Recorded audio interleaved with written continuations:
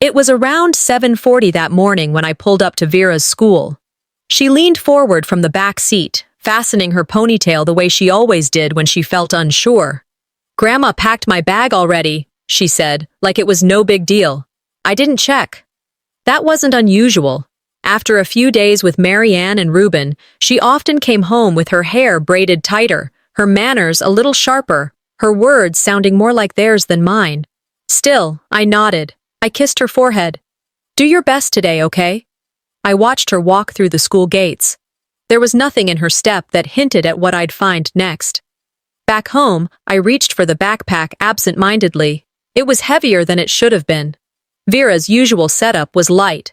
Snack, coloring journal, maybe a little plush toy clipped to the zipper. But this, it thudded onto the kitchen counter like it didn't belong there. I unzipped it and saw it immediately. Not her lunchbox, not her snacks. There was a sandwich bag with someone else's name written in cursive on masking tape, a folded envelope, different handwriting, and then the sticker. A shiny laminated tag on the inside flap. Property of Emily and Emerson Drager. My breath stalled. Emerson, my niece, Emily's daughter. I stood there, holding the strap, unable to set it down. It wasn't just a bag, it was a headline, a quiet message, and I'd received it loud and clear. They didn't just mix up the backpacks. They didn't just forget. They erased. I thought maybe it was me overreacting. Maybe I was being sensitive again. I told myself that for years. When my name wasn't on the family reunion invite, when my seat was always near the door, when I was told, "We thought you were busy," again and again. But seeing Vera's name replaced, her things tucked into a bag labeled for someone else, it wasn't just about me anymore. I sat at the kitchen table, the bag open beside me. Staring. Quiet. A part of me reached for the phone because that's what daughters do. We call our mothers. We assume they'll clarify. Marianne picked up on the second ring. "Calla, everything all right?" I tried to sound neutral. "Vera came home with Emerson's backpack, I think. There was a sticker with her name." "Oh, that! It's just a backpack," she interrupted, as if I'd asked something trivial. "Emerson must have grabbed the wrong one. They're kids." I said nothing. I was about to hang up, but she added one more thing. "At least Emerson's things are always neat.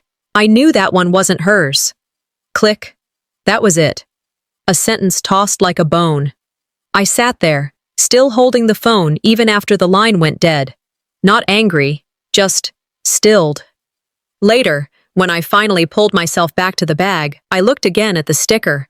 Not just a cheap tag. It was one of those personalized, printed types from Etsy or something. Gold lettering, pastel background. Expensive, deliberate. Property of Emily and Emerson Drager. Not a mention of Vera, not even a placeholder for me. I held the edge of the flap and ran my thumb along the border, like maybe I'd find our names beneath, waiting to be scratched back into existence. Of course I didn't. It reminded me of the time Emily threw a birthday party for her daughter and accidentally printed family thank you cards that left out Vera's name entirely. When I asked, she said, "Oh, the design app must have cropped the list." And I believed her. But this wasn't cropping. This was carving. I leaned back in my chair. The house was still. Vera wouldn't be home until 3. The silence gave space to thoughts I hadn't let rise in a long time. Why am I always the one they forget? Why am I always the one who has to excuse it? And now, why is Vera being drafted into that same pattern? I thought of that moment this morning when she said, "I didn't check," like it wasn't hers to check. Like her things, her name, her identity, had already been reassigned. A voice inside me whispered, not new, but sharper than before, "Don't start a war over a sticker, Calla." But another voice answered, one I hadn't heard in years. What if this isn't a war? What if it's a quiet invasion? I didn't make a scene. I didn't call back. I didn't write a scathing group message. I just stared at that bag and felt the ground shift, one silent inch at a time, because this time, it wasn't just about me. After the backpack incident, I needed space. The house was quiet. Vera wouldn't be home for hours, and I had no client calls scheduled. I walked into my office, sat in the creaky chair by the window, and stared at the bookshelf for a while, not really seeing it. Then I stood up, opened the closet, and pulled out the box labeled Donations. It was an old habit. When the silence felt like too much, I cleaned, sorted, donated, threw out what didn't belong. I opened the lid. A mix of sweaters, kids' books, mismatched kitchen towels. I pushed some fabric aside, and there it was, a small Ziploc bag. Inside it, a bracelet I hadn't seen since middle school. Red thread, silver bead, knotted unevenly. 5th grade arts and crafts. I made it for my mother, gave it to her on Mother's Day. She told me it was sweet, but disappeared by the end of that week. When I asked, she said she must have lost it. Now it sat at the bottom of a box, in a bag meant for goodwill. So it wasn't lost. Just discarded. And now I was the one who found it. I held it in my palm, not crying, not angry, just still, the way you get when something old clicks into place. I set it down on my desk, beside my laptop, and left it there. I didn't know why. Emily dropped by later that evening, said she was picking up a book Mom wanted.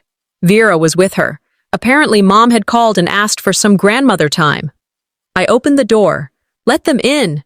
Polite. No need to start anything. While Emily talked, Vera wandered into my office. A minute later, she called out, "Hey, Mom, is this Aunt Emily's bracelet?" I turned toward her. "Which one?" She held it up. "The red one. My red one." Emily laughed from the kitchen. "Oh, that? Yeah, Mom gave it to me ages ago. I thought it was Grandma's, actually. Funny, right?" I didn't laugh. I didn't correct her. I just watched Vera put it down, like it didn't matter. Maybe it didn't. Maybe it never did. Emily walked over to grab Vera's homework folder, left behind from the mix-up earlier. She flipped through it and paused. "Hey, this locket. Grandma said she was saving this for Emerson. She wants to give it to her on her 13th birthday." I didn't move, didn't blink. That locket was mine. It had been promised to me when I was 13. Silver oval, hinged, with a little heart on the clasp. I remembered holding it once, just once, before it vanished from the jewelry box. On my 14th birthday, I asked where it went. Mom said, "You'll get something more practical later. Emily deserves this now." And that was the end of it. Until today. I watched Emily tuck the folder under her arm. She looked pleased, like she'd found a treasure meant to be hers all along. I didn't say anything. Let her leave. Later that night, I opened my laptop. Blank document, typed, things they once said were mine. Then I hit delete. The words didn't look right on the page.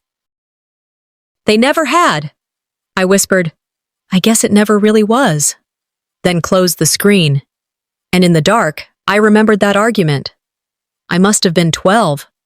We were at Grandma's, and Emily had just gotten a new jacket, one I'd picked out months ago in a catalog. I said, "Why do you always give her the things I was supposed to have?" Mom didn't flinch. She kept folding laundry and said, "Because she doesn't question everything, Calla." That answer had followed me into adulthood like lint clinging to everything I wore. Now I looked at Vera's drawing on the fridge. 2 butterflies, one bigger, one smaller. No names. I found myself asking something I never dared before. Is it possible they were never proud of me to begin with? Maybe I hadn't been written out of the family. Maybe I was never really written in. The pain wasn't in the locket, not the bracelet either. It was in Vera's eyes when she recognized what was happening. Because she was starting to disappear in the same way I had. It was past 6 when I walked past the bookshelf in the hallway and caught sight of the old green spine. I hadn't touched that photo album in years. Not because I forgot it was there, because I remembered exactly what it held. Birthdays, holidays, smiles with just enough teeth showing. The kind of curated memories families build when they're more concerned with the frame than the truth inside it. Vera trailed behind me, still clutching the snack she'd been nibbling on since dinner. "Is that you when you were little?" she asked, pointing at the spine. I hesitated. "Sort of. Want to look?" We sat together on the floor, cross-legged on the rug. I flipped open the front cover. 1997-2005, the label read. The first pages were harmless. Christmas tree pictures, summer barbecues, beach days with sunburnt noses. Vera pointed at Uncle Mason's mustache and giggled. He looks like someone in a cartoon. I smiled at that, let her giggle. But then she turned the page. One big family photo. Dad, Mom, Emily, Mason, Olive. Everyone seated neatly on the living room couch in front of the fireplace. Stockings hung perfectly above them. Vera leaned in. "Where are you in this one?" I leaned in too. I wasn't. I knew that photo, knew the exact smell of the sweater I was wearing that day, because I never got the chance to be in the shot. I'd been upstairs, grounded, told to sit and reflect after I'd asked Mom why I wasn't allowed to audition for the church Christmas solo like Emily. Her response was short. "If you can't support your sister, you don't need to be in the picture." Vera waited for an answer. I gave her the best lie I had left. Sometimes families don't know how to show that everyone belongs. She didn't press, just kept flipping pages. 2 spreads later, something slipped out between the sleeves. A small envelope. No stamp. Just thin, cream-colored cardstock inside. Vera opened it. Her voice perked. "It's a birthday card." Then her eyes narrowed as she read, "To our brilliant granddaughter, Emerson." She looked up. "Did Grandma send this to me? By mistake?" I took the card from her hand gently. Inside was a printed note. "We're so proud of you, your talent, your poise, your promise. The kind of message you'd write for a graduation, a scholarship, or a kid whose name you remembered on purpose. It had been in the backpack all along." I didn't have to explain it to Vera. I think she already knew. We sat in silence for a bit. I tried to hold steady while the weight of it settled in. One card, one photo, 2 reminders of how easy it is to cut someone out without scissors. It wasn't about a missing seat at the table. It was the unspoken math of their love, subtracting where they didn't want to see, adding praise where it suited them, dividing the legacy like a checklist. I flashed back to junior year. I had brought home a school award, creative writing, district-wide recognition. Dad nodded and said, "That's great, but let's not brag about things that don't really matter in the long run." That same week, Emily got a certificate for helping with the PTA bake sale. They threw a dinner party, balloons, cake, applause. Vera slid another photo toward me. I couldn't look. I walked to the kitchen, gripping the album under my arm, my back to her. Then I heard it. "Do you think they wish I was Emerson?" I didn't turn around right away. Instead, I opened the drawer by the fridge, placed the birthday card inside, and closed it with care. Then I said, "They don't get to decide who you are, and they definitely don't get to rewrite who I was." And I meant every word. I had just wrapped up a session with a teenager who hadn't spoken a full sentence in 2 weeks. She whispered her way through the last 10 minutes, and I considered that a win. My own voice, though, I hadn't used it all morning, not for anything that mattered. I sat at my desk, sipping lukewarm coffee, opened my inbox, clicked through spam, then paused at a subject line. Tuition receipt for Vera Drager, copy for family records. I clicked it open, expecting nothing. Bottom of the email. Received from Emily Drager. I blinked. Checked the timestamp. I had paid that bill last Tuesday. The school had my payment, my card, my login, my receipt. I scrolled down. Another line, almost invisible. Per updated guardian contact info provided by grandparent, we've adjusted records accordingly. I stared at that sentence longer than I should have. I read it again, slower. They didn't just change an address, they changed who I was. I logged into my banking app, screenshot the charge. I called the school. The woman on the phone was kind, too kind. That customer service tone people use when they know something's wrong but can't say it. We were told to redirect all guardian and emergency contact info to Emily. It was a request from Vera's grandparents. My mouth didn't move. She added, "They said it was to ease coordination, in case of emergency." I thanked her. Hung up. Sat there. Still. Guardian. It echoed.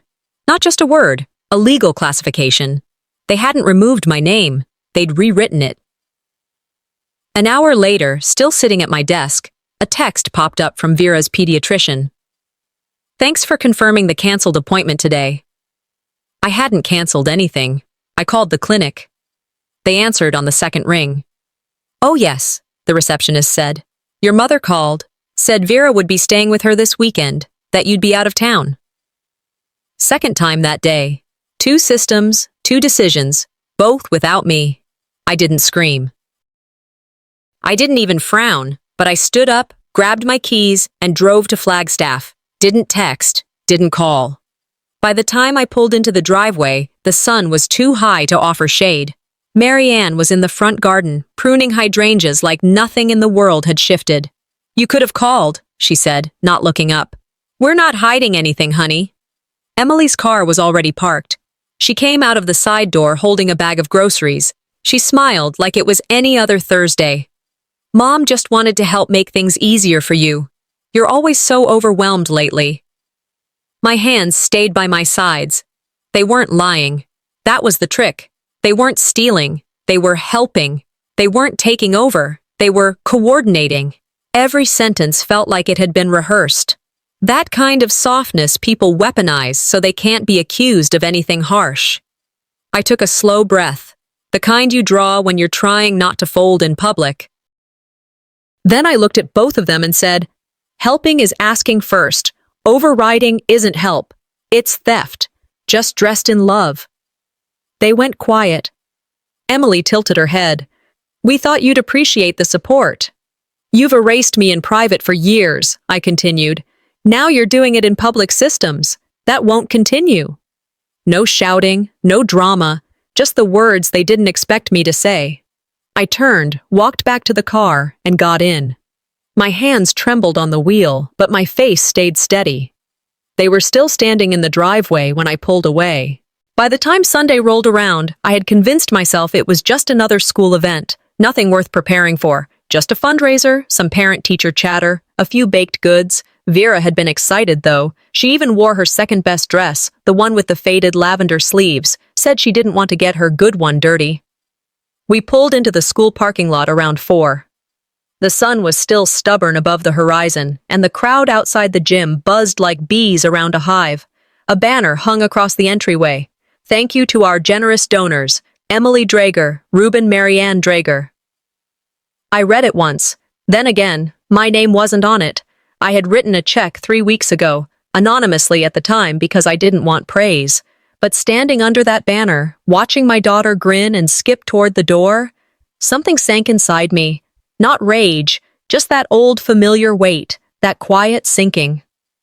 I smiled at Vera. "Let's go see your art." Inside, tables lined the gym walls, student projects, parent-signed clipboards, cupcakes in plastic wrap. Vera tugged me toward her class's section. At one point, a student aide came around handing out thank you cards to donor families. Vera took one, beaming, then read it aloud. "Thank you, Grandma, Grandpa, and Aunt Emily for supporting our school so generously." She paused, blinked, then looked up at me. "Didn't you give money too?" I bent slightly, brushing her bangs from her eyes. "Some people write checks," I said quietly. "Others write names." Later, after the cupcake judging and recycled applause, a teacher strolled over to compliment Vera's painting. "She's so talented," she said warmly, then turned to Emily. "You must be proud." Emily smiled with that polite discomfort she wore so well. "Oh no," she laughed. "She's not mine. She's Kala's." The teacher blinked. "Oh, I'm so sorry. I just assumed." She didn't finish. I didn't correct her either. The moment passed like a sneeze someone tried to hold in. Quick, uncomfortable, gone. I watched Vera trace her name on her project sign, slow and careful. She was proud of it, proud to have done something worth standing behind. I was proud too. But pride doesn't protect you from being erased. Near the refreshment table, I waited for Emily to step away from a cluster of PTA moms. When she finally did, I caught her eye and said softly, "Did you correct the school when they sent that list?" She shrugged, lifting her cup. "It was already printed. I didn't think it was a big deal." I nodded. "You didn't think it was a big deal," I said, "because it wasn't your name they erased." Her lips parted like she might respond, but nothing came out. I walked away before she found the words. On the drive home, Vera was quiet. No questions about her painting, no stories about the other kids. Just the road ahead and her fingers tracing invisible circles on the window glass. 10 minutes in, she asked, "Why do people keep thinking I belong to someone else?" I pulled the car to the shoulder, let the silence breathe for a few seconds. Then I turned to her. "Because sometimes," I said, "people are more comfortable with the stories they've told themselves than the truth that's standing right in front of them." She nodded, looked down at her lap. "But you'll always tell them, right?" she said. I reached over, took her hand, squeezed it. "Always." Monday evening, Vera was in her room working on a school project, something about ecosystems. She hummed now and then, just loud enough for me to know she was there, not loud enough to break the silence I was sitting in. I was at the dining table with her iPad. Her teacher had asked her to send in a voice memo from a group presentation. I figured I'd help her find it, upload it, save her some clicks. I knew how clunky the file system could be. There were 4 folders: school, dance, drawings, and chats. Inside chats, a file named Nana Chat 2. I pressed play. Thought I'd hear Marianne reading a bedtime story or singing a lullaby. Something sweet, harmless. Instead, Kala always overcomplicates things. She plays victim so people don't see how bad she is at being a mother. The voice wasn't sharp. It wasn't cruel. It was casual, calm, like someone explaining a cooking recipe. Emily responded, "She thinks being quiet makes her noble. It just makes her irrelevant." They weren't angry, just honest, as if I were a file folder they had reviewed and decided to archive. Not worth keeping, not worth confronting. I sat there, still holding the iPad, the sound of their voices swirling in my ears long after the clip ended. Not because it hurt, not because it shocked me, because it confirmed everything I'd tried not to believe. I didn't cry, didn't say anything out loud, just breathed in through my nose and whispered, "So this is how they talk when I'm not around." Later that night, after dinner and dishes, I tucked Vera into bed. She was already half asleep when I brushed her hair back and kissed her temple. Then she opened her eyes just long enough to say, "Grandma says you're too sensitive.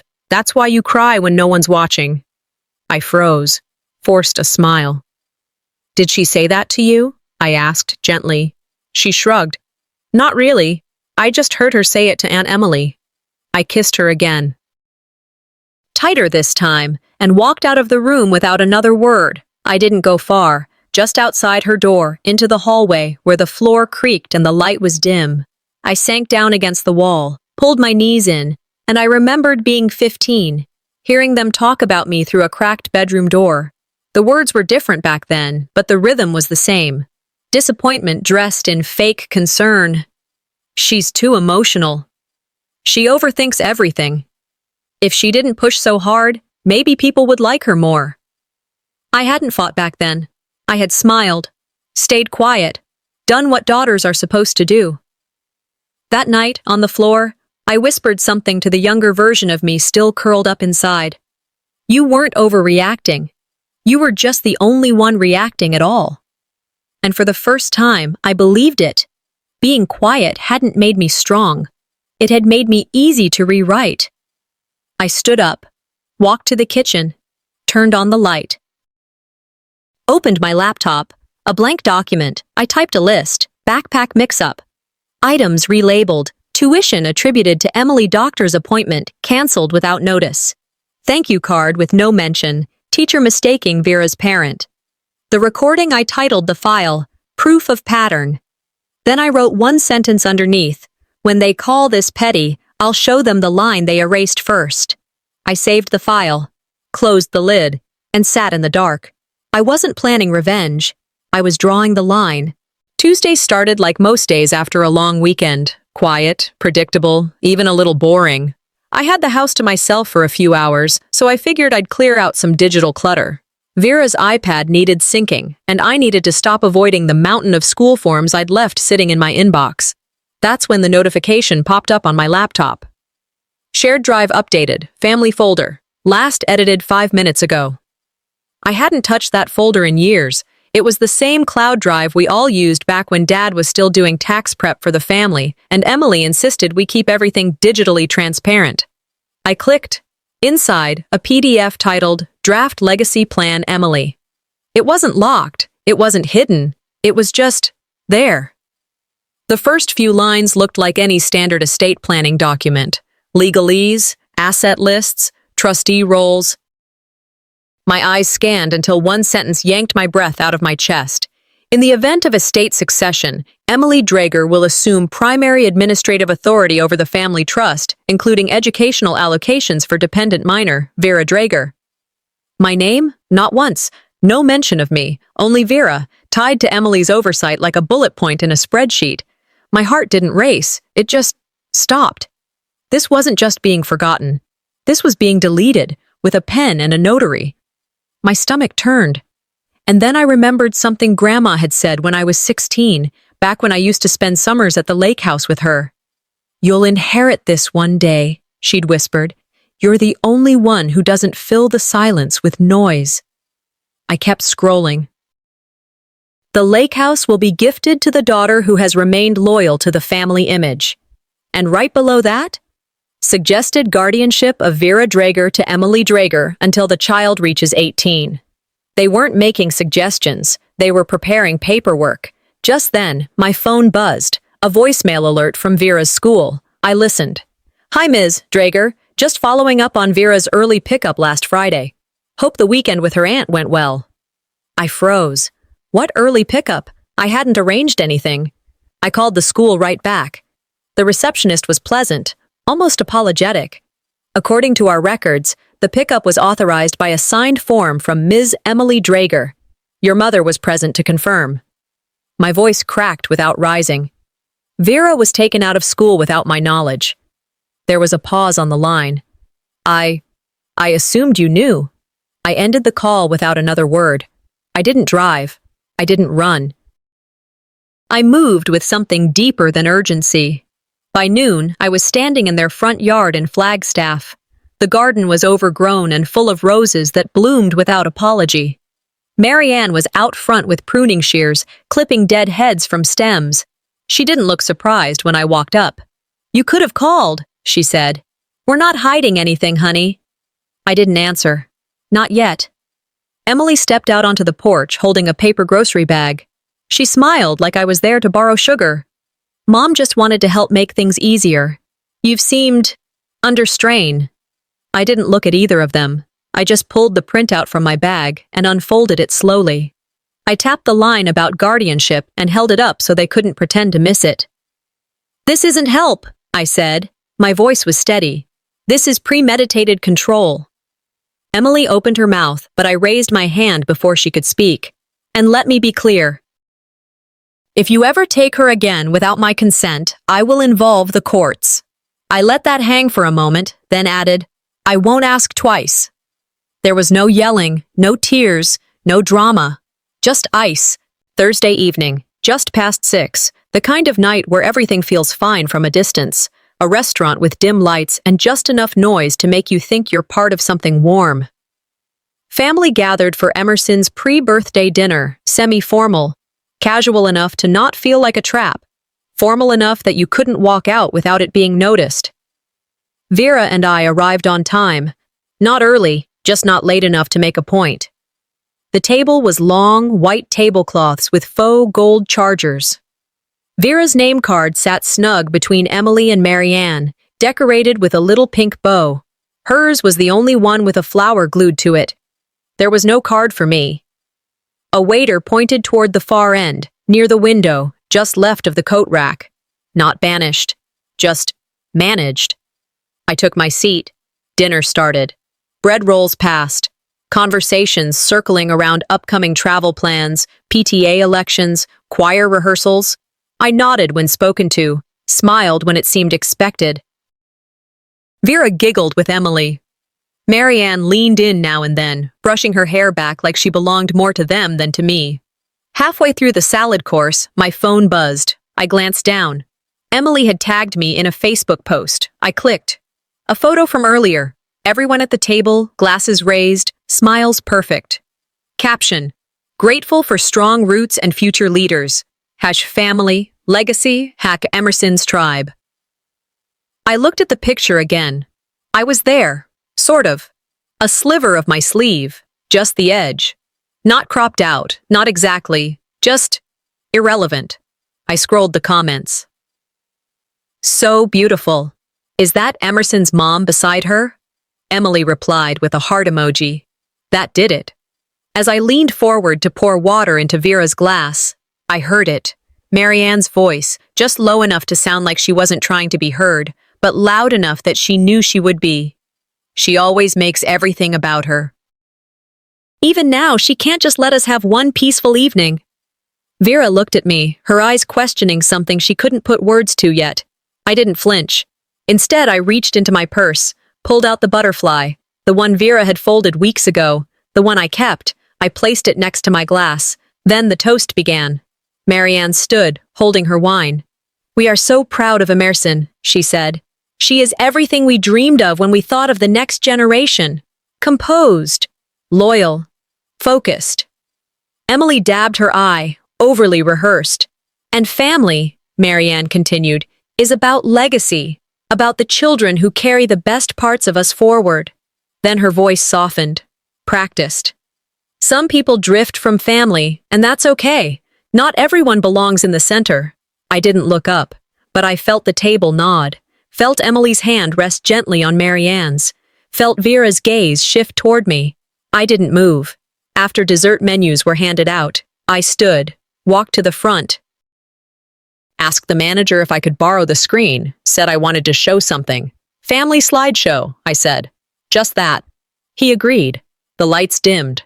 No music, no narration, just slides.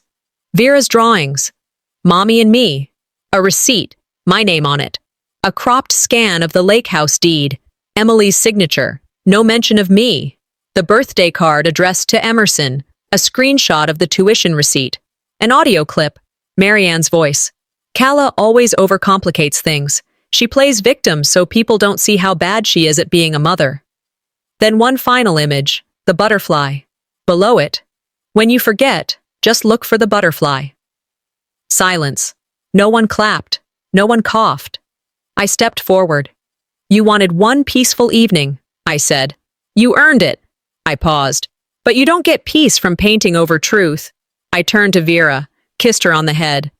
Let's go home. We walked out, past the table, past the comments, past the eyes that looked everywhere but at me. And no yelling, no scene, just the sound of a door closing behind us. Saturday morning sunlight spilled into the kitchen like it had no memory. The house was still, not quiet from emptiness, quiet from absence. And for once, that absence didn't feel sharp. It felt clean. Vera sat at the dining table, humming as she drew on loose printer paper. 2 butterflies, a small heart between them. I poured tea, slower than usual. No rush, no pressure.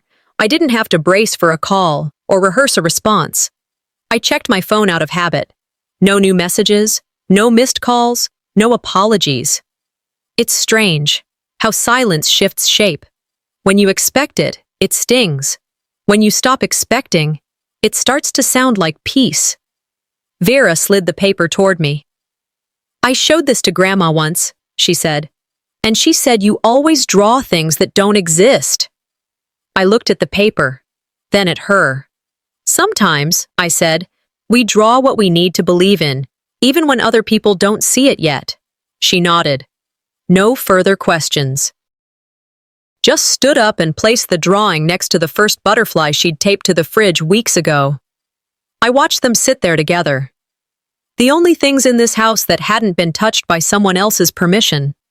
I spent the next hour walking slowly through memories, not dragging them, just noticing.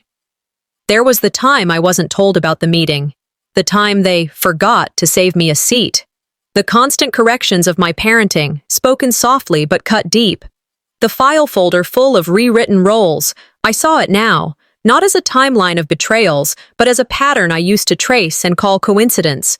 They didn't undo me, they just never really knew me, and that's no longer my burden. By late morning, I'd printed everything, the butterfly photo, The thank you card with Emerson's name, the tuition receipt with mine crossed out, the dinner seat card I was never given, the transcript of the audio recording. I placed them all in a folder. Labeled it unsent. No fire, no shredder, no proof to burn, just a box. Fireproof. I slid it under the bed. It wasn't evidence anymore. It was remembrance, without rage. That afternoon, Vera and I walked down to the lake, the same one Grandma had once told me would be mine someday. The same lake house now sitting in Emily's name. Vera skipped stones across the water. Her ponytail bounced with each flick of her wrist, no weight on her shoulders. She looked up and asked, "Do you think people can forget how to love?" I didn't answer right away. Then I sat beside her on the edge of the dock and said, "I think some people confuse love with control. But you'll know the difference, because you've seen both." She didn't say anything else. She didn't have to. We stayed until the sky began to shift. A quiet hour, stretched into 2. Not healing, not closure. Just the end of chasing a version of love that never had room for both of us. As we headed back home, hand in hand, I felt something lift, not from my chest, but from behind me. A shadow I had finally stopped carrying. My story wasn't erased, it was just rerouted, and in this version, I'm not the footnote anymore.